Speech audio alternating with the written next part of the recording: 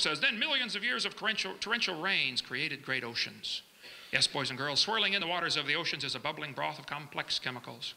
Progress from a complex chemical soup to a living organism is very slow. Wow, I guess it is. It's totally stopped. It doesn't even happen. That's how slow it is. This is pure imagination. This is a fantasy, okay? If they want to believe that, that's perfectly fine. But I resent them using my tax dollars to cut down a perfectly good tree and print that and sell it to the kids and teach it as if it's a fact. That's not science. This textbook author says the first self-replicating systems must have emerged in this organic soup. So the evolution theory teaches basically 20 billion years ago, Big Bang, 4.6 billion years ago, Earth formed, then it rained on the rocks for millions of years, turned them into soup, and the soup came alive 3 billion years ago. And this early life form found somebody to marry. Now there's a good trick. And something to eat, of course, and slowly evolved into everything we see today. That is pure fantasy. There's Grandpa, the soup right there, okay? Now, there's no question there's a lot of dogs, okay? No question.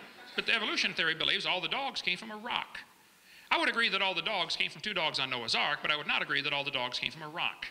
So basically, the 6 stages would have to go like this. There'd have to be cosmic, chemical, and stellar evolution during the first few billion years of this imaginary history of the world. Then we'd have to have organic evolution somewhere, somehow life has to get started. Then we have to have what's called macroevolution, where this life form changes to different kinds of life forms. Nobody has ever seen any of those, okay? Lastly, we have what's sometimes called microevolution. This one happens. That's all we observe. That's the end of science. Everything preceding this is pure religion, which you are welcome to believe. I don't care what you believe. You can believe whatever you want. But don't call it science, and don't make all the taxpayers pay to teach it to the kids like it's part of science, because it's not.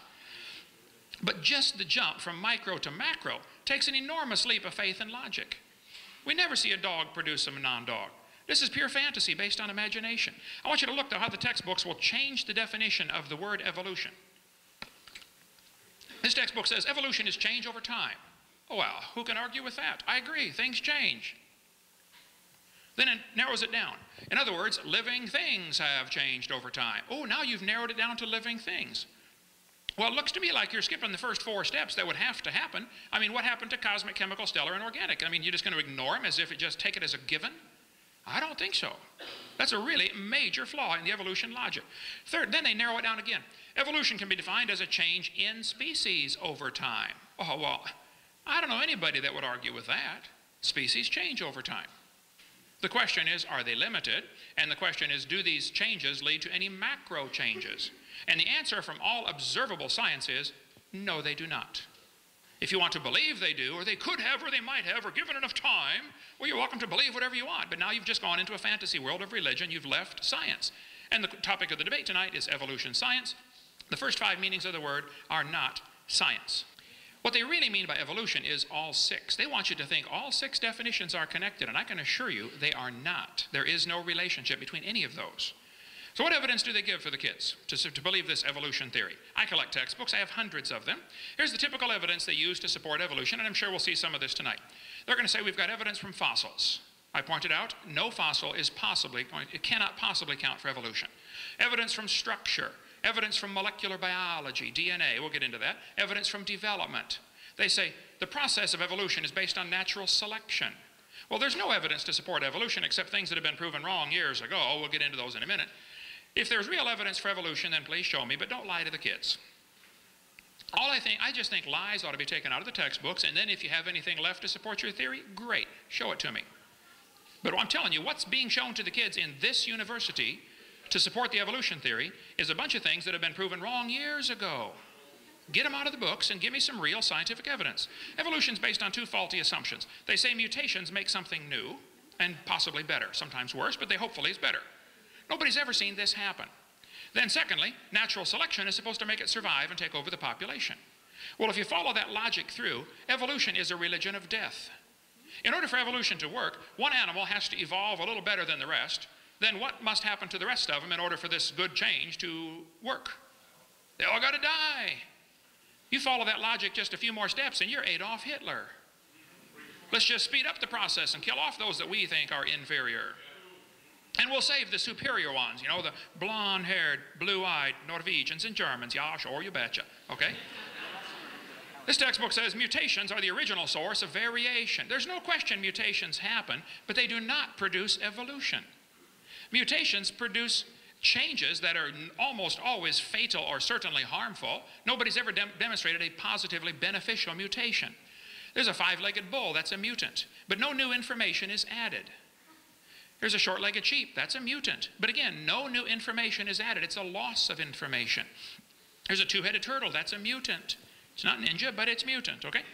And he's going to freeze first winter because nobody makes a double-neck turtleneck sweater. See? Mutations are scrambling existing information. Like scrambling up the letters of the word Christmas, you can get all sorts of different words. But you will never get Xerox, zebra, or queen out of the word Christmas because the letters are not available. A mutation should really produce some new information. This textbook shows the kids a fruit fly. Look what it says here. Boys and girls, normal fruit flies have 2 wings. This mutant has 4. By the way, he can't fly.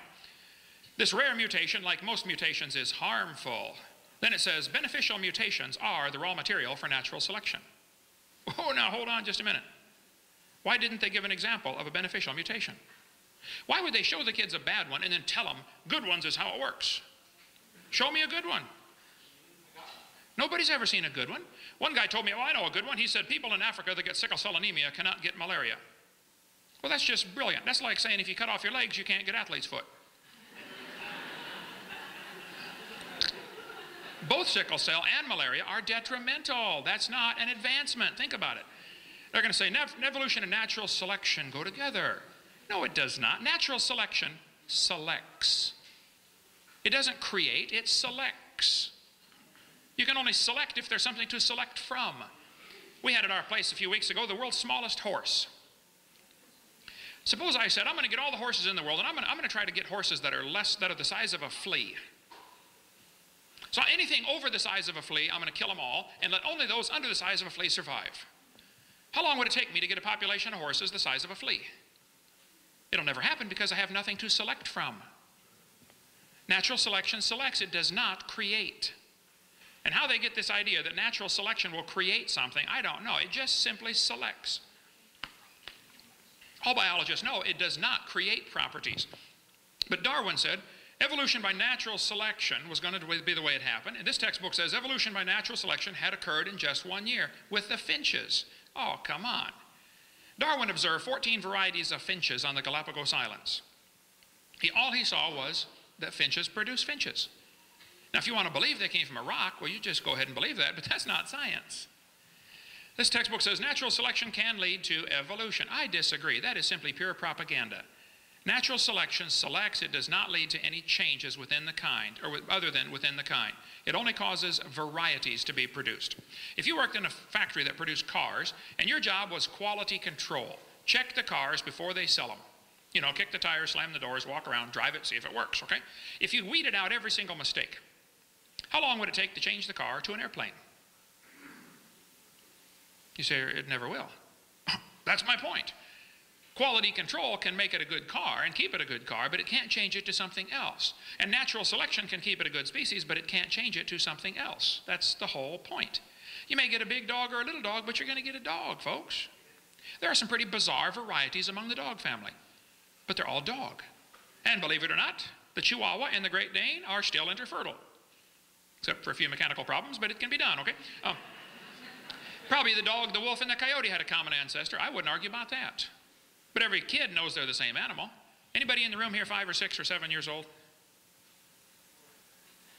No little ones. Well,